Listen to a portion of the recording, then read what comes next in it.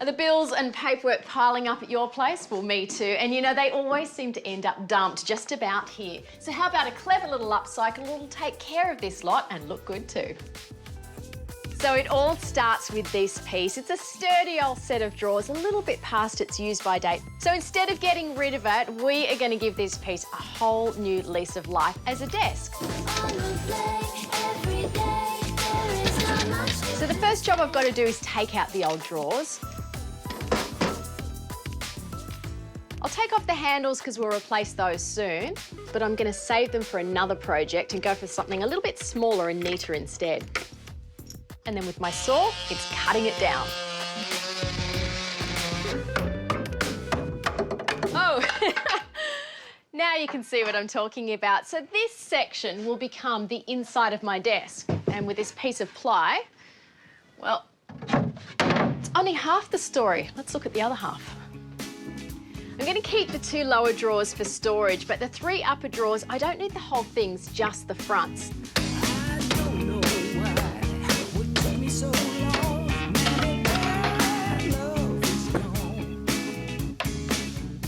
Okay, so the next stage begins. We have a piece of plywood. This becomes the backing board, and the drawer fronts themselves, well, they go back into the original positions they were in when they came off of the unit itself. We've even got the mullions off the old drawer unit to make it look authentic, because this is a dummy panel, or an invisible door if you like. It'll become the drop-down flap of our brand new desk. And once you're happy, you can glue and just nail these in place.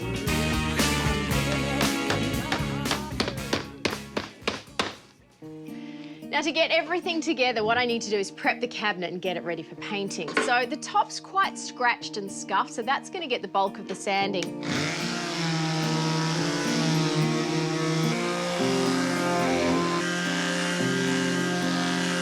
And then to help the paint to stick, it's a good idea to use a prep coat primer. This one, being a spray paint, will dry super fast. For the top coat, I've chosen matte black.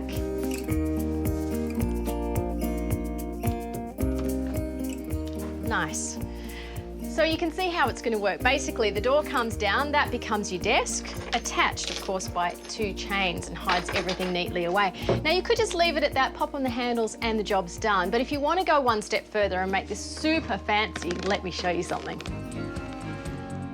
Using a series of stencils, we can create the most beautiful decorative inlay effect. Now, this isn't anything fancy, it's just plastic tablecloth runner, which you might already have somewhere in the cupboard. Just cut it to size, tape it down, and that's your stencil. Otherwise, you can buy them online. Again, you might even have some of these in your craft stash. If you've got any of these little paper punches, if you're a scrapbooker, you're bound to have a few. They have these great shapes which you can punch into repositionable contact and create your own series of stencils.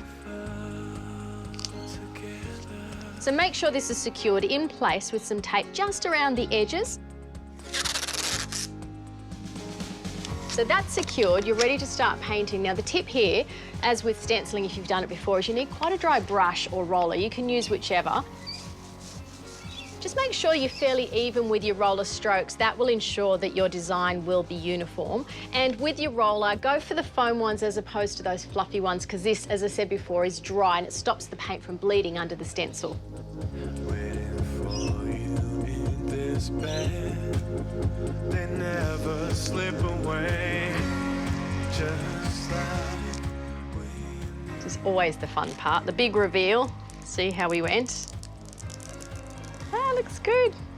It's amazing. Repetition of pattern is just so effective. So what I think I'll do now is I'll just add a very subtle border, just with some of those big polka dots around the edges.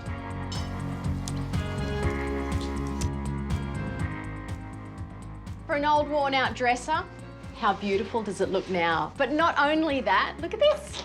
It's practical and elegant and functional too. So you can sit here, do all of your work. There's plenty of room behind to store all of your bills and other bits and pieces. And don't forget, there's not just one deep drawer underneath, there are 2, so plenty of storage. And when the work's done, pop it away, close the door, leave it all behind. dreams.